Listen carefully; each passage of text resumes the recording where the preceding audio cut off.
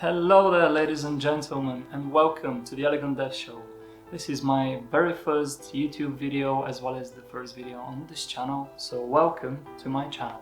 I am your host, the Elegant Dev, and today we'll be talking about 7 things that I believe will keep you motivated and productive when you're working remotely. Whether that's from the comfort of your home, a random desk at a co-working space, or when you're traveling on the go, these are my 7 tips to keep the fire going.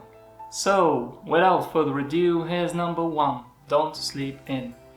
Just because you don't have to physically go to the office doesn't mean you should be breaking your morning routine. Quite the contrary, in fact. The truth is, you can get a head start simply because you don't actually have to go to the office. And depending on where you live, this might just equate to more than an hour of your day not being wasted on being stuck in traffic. I for one like to start my workday as early as possible, put my lunch break to good use, have a lovely home-cooked meal at my desk, and then try to finish the workday at a reasonable time. This actually leaves me a lot of time afterwards to spend on leisure activities or working on side projects, for example. Number 2. Dress for success.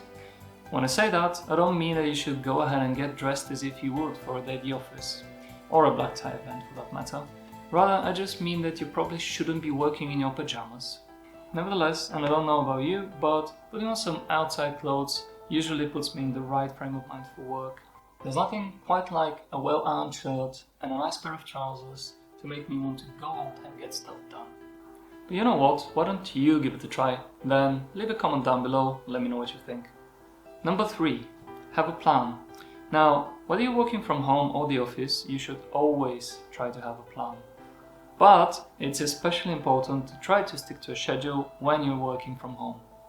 To that end, if you take the time in advance to plan for the duration and complexity of each and every task, you might avoid falling prey to Parkinson's law, which is the idea that work expands so as to fill the time available for its completion.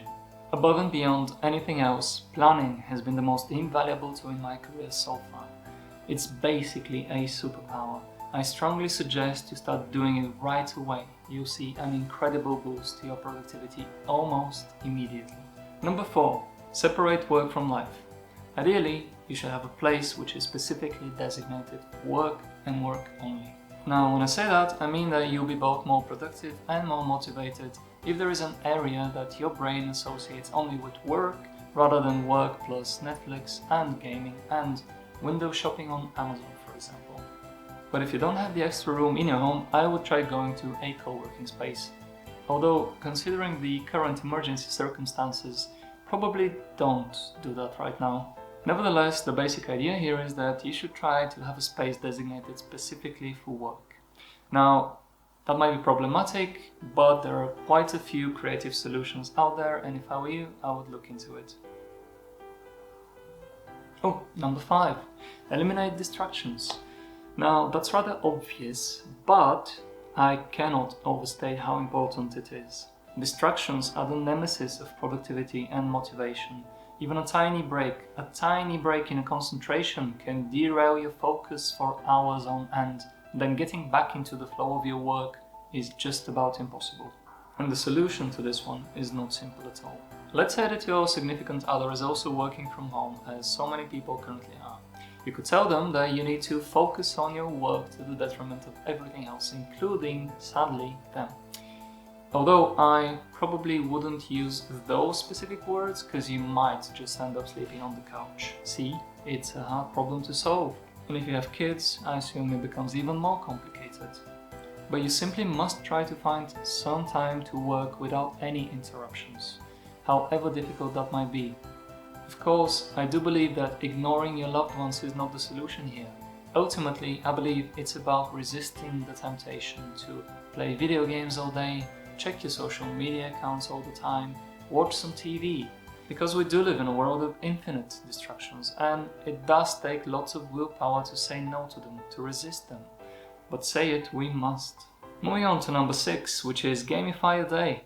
Now, from a certain point of view, this is the major item on my list. A lot of studies have shown that spreading micro rewards throughout your day can reaffirm positive behaviors. And say, for example, that for every 45 minutes of work, you spend 15 minutes on YouTube watching cute cat videos. Or other episodes of the Elegant Dev Show. More will be coming, by the way. On the other hand, if you're someone like me who hates interrupting the process, you could just try to go all the way, finish your work a bit early, then grab your controller and jump into whatever you're playing right now. But let's get serious for a moment, shall we? Whichever incentive you choose, you should be careful not to overdo it. You shouldn't watch an hour of Netflix for every hour of work you do. You shouldn't rush through your day just because you want to get to the reward at the end. And you most certainly shouldn't let the quality of your efforts deteriorate just because you want to get back into Red Dead Redemption, for example. And then there's number 7, get physical. It's a well-established fact that working out can boost your productivity and is overall wonderful for your health. But let's say you're not someone who subscribes to the idea of a gym membership or exercise of any kind for that matter. Well then, in that case, even something as simple as taking a long walk around the neighborhood or through your local park can be the equivalent of hitting the refresh button for your brain. Enough said, I believe. Go lift some weights or go for a stroll. Finally, and because we all love bonus content, here's number 8, side hustling.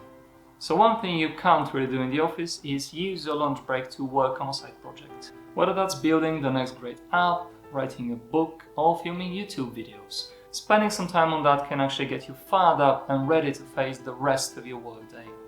But never, ever use company time or resources to work on a side project. Not only is that unethical and I think immoral, it's most likely going to lead to legal repercussions down the line. And no one really wants that, right?